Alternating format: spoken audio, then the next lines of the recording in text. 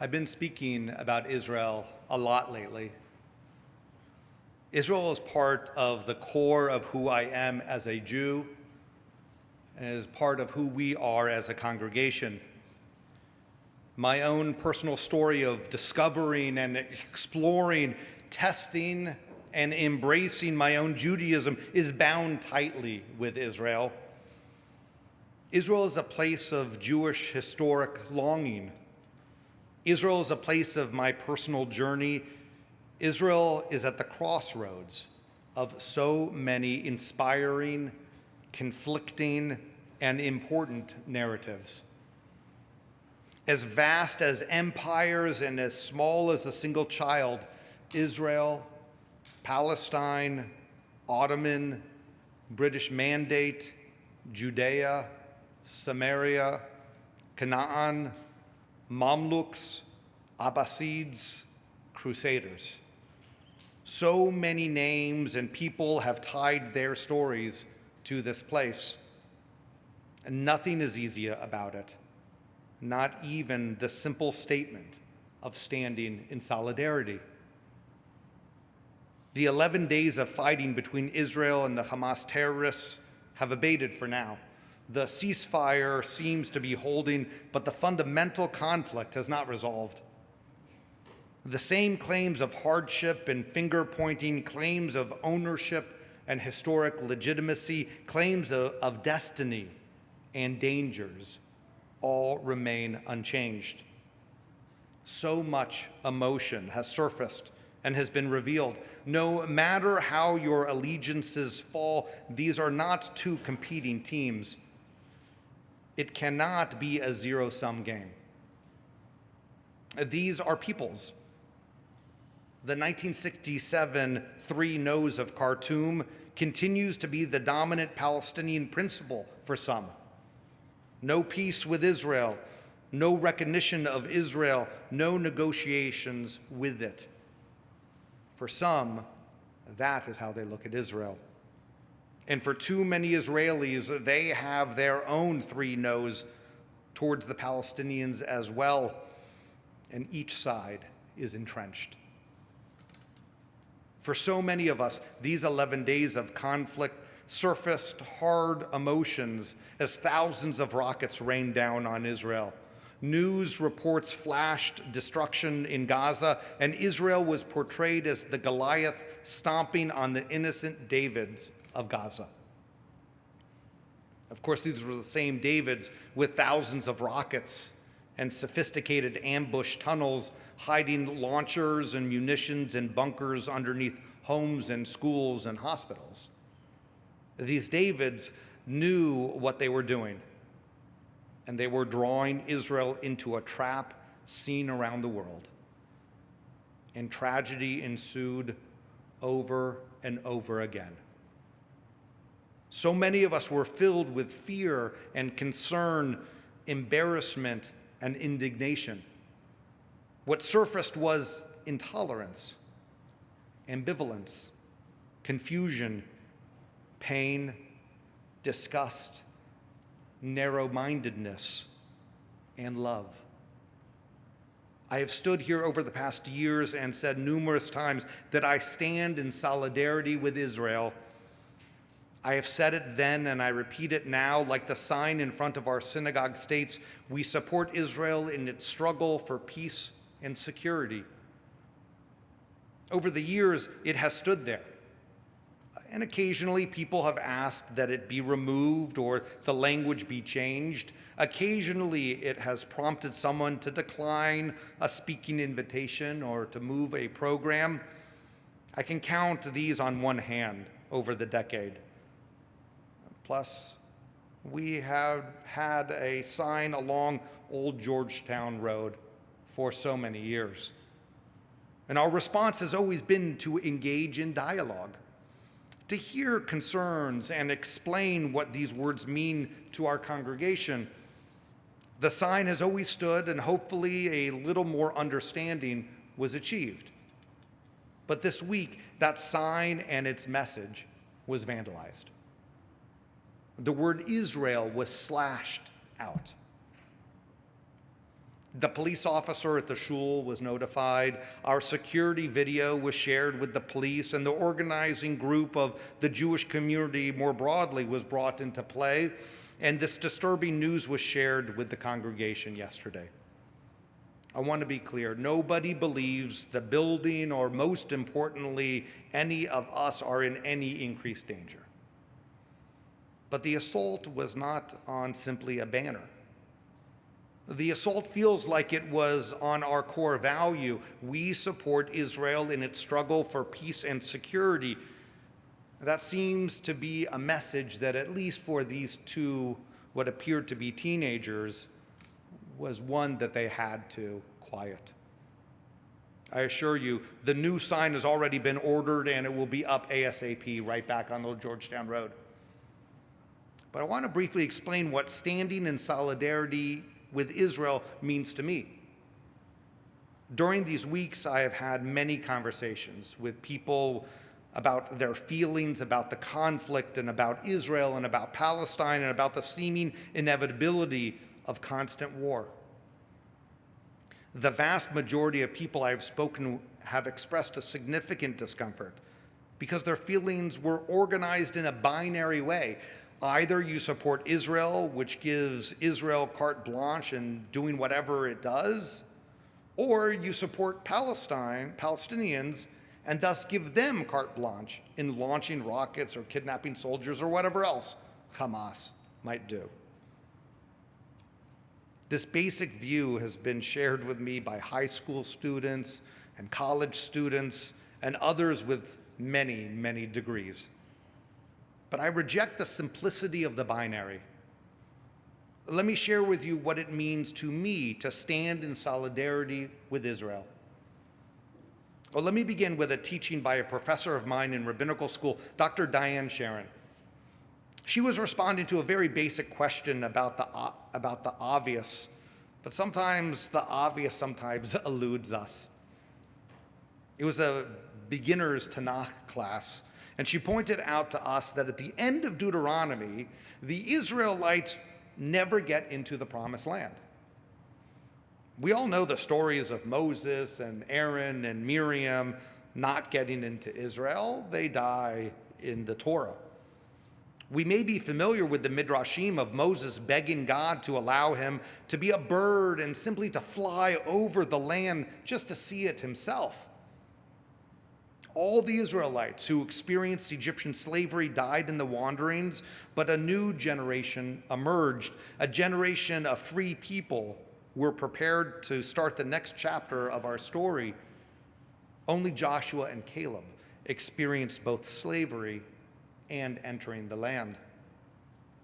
At the end of the Torah, the Israelites are on the threshold, but never enter.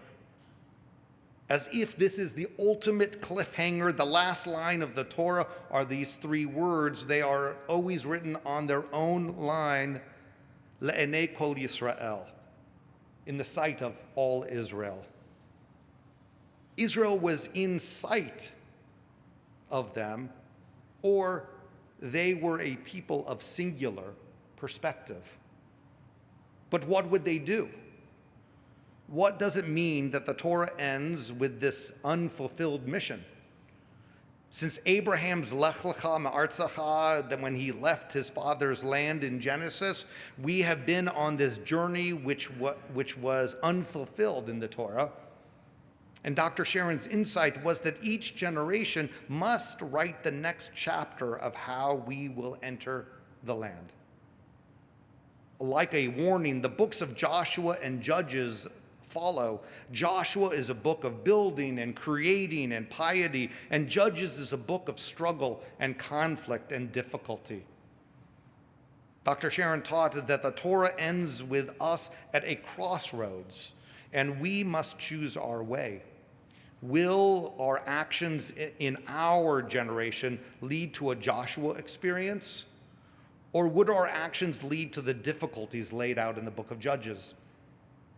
The Jewish people are perpetually at this crossroads, as Deuteronomy concludes the same way each year, of course. We stand in solidarity, and we stand at a crossroads. For me, standing in solidarity with Israel means that Israel is the Jewish homeland and a safe harbor. Wherever there are troubles around the world, this small country is a safe haven. We used to think that it didn't matter, we had America. Isn't America a safe haven? And yet we saw in just 4 short years the level of discomfort that all of a sudden Jews had here. And more recently, in the last weeks, how people turned on each other. It may be called a mugging, it may be called a hate crime, but it is an inkling of something when Jews are beaten up in LA or in other places that you've read the headlines about. Standing in solidarity means a more vibrant civil society in Israel. And inspired by Israel's own declaration of establishment, let me read you just a paragraph of this long and important document.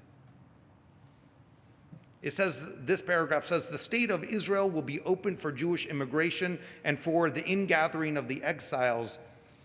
It will foster the development of the country for the benefit of all of its inhabitants. I'll read on, but this paragraph tells us the best of what Israel was established for. It will be based on freedom and justice and peace, it says, as envisioned by the prophets of Israel. It will ensure the complete equality of social and political rights to all its inhabitants, irrespective of religion, race, or sex. It will guarantee freedom of religion, conscience, language, education, and culture. It will safeguard the holy places of all religions, and it will be faithful to the principles of the Charter of the United Nations. These are Israel's principles. These are its principles that it does not always meet. As Americans, we certainly can appreciate sometimes there is that distance. Standing in solidarity also means to be against specific policies if we feel necessary. In Israel and in the US, I can stand against policies without fear of government reprisals. As a parliamentary democracy, as Israel is, I can find the political party which resonates with me and support it. And I can also be as upset about the attempted dismantling of political checks and balances in Israel as I am in America. Standing with Israel means being open to hard conversations and narratives, to admit errors and shortcomings without it threatening the country's right to exist. Because any conversation about Israel's dismantling, Jews going back to where they came from, quote unquote, reversing European colonization, etc., is hateful. It is ahistoric. It is counterproductive. And it is wrong. Standing with Israel means claiming my place as a non-Orthodox diaspora Jew in the evolving story of the Jewish people. It is asserting myself as a legitimate voice within the Jewish people and gaining legitimacy in Israel's religious system. Standing with Israel means I join a conversation of Jews across millennia who longed for Jerusalem, wrote poetry by the rivers of Babylon and from the towns of Spain. I join the groups of mystics in Svat or the Jews who brought sacrifices to the temple. Standing with Israel is not only the politics of the daily front page, it is affirming our story, our journey, and our next chapters. For me, standing with Israel is not zealotry. I want Israel to be at its best because I too am at my best as a reflection. Solidarity with Israel means Israel should be judged as other countries are and not by a different standard. Being in solidarity with Israel means to love Israel, to have compassion for the Palestinians and extreme prejudice for those like Hamas and Hezbollah who are committed to the destruction of Israel. And let me emphasize again, Hamas, Hezbollah, these terrorist groups, I do not believe represent all of the Palestinian people. Yet they are the ones in power now. I stand with Israel in its quest to be better, and I stand with Israel to push it to be so. Monday evening, I'll be joining other rabbis from this area in a solidarity mission to Israel. And I want to thank the Jewish Federation for organizing this important trip. We'll be on the ground Tuesday, Wednesday, and Thursday of this week. And I'll be sharing reflections with the congregation throughout the week. And while I have not seen the final itinerary yet, I imagine we'll be meeting with a diversity of voices in Israel. Federation's work in Israel continues to be important and having a positive impact. From bridge builders and civil society to emergency responders, I will let you know who we meet and my thoughts throughout. But I also want to bring your questions and feelings with me to Israel. I want you to email me your questions and concerns and hopes, which I can share with people when I meet them in Israel in just a few days. What questions can I bring with me? What messages do you want me to share with the Israeli Jews and Arabs and Palestinians who I'm likely to meet? What concerns do you have that I can bring to Israel? Email me, and I will bring you with me. I stand with Israel with the difficulties and nuances and complexities. I stand with Israel even as Israeli society itself struggles with what that means. I stand with Israel as I stand as a Jew, proudly.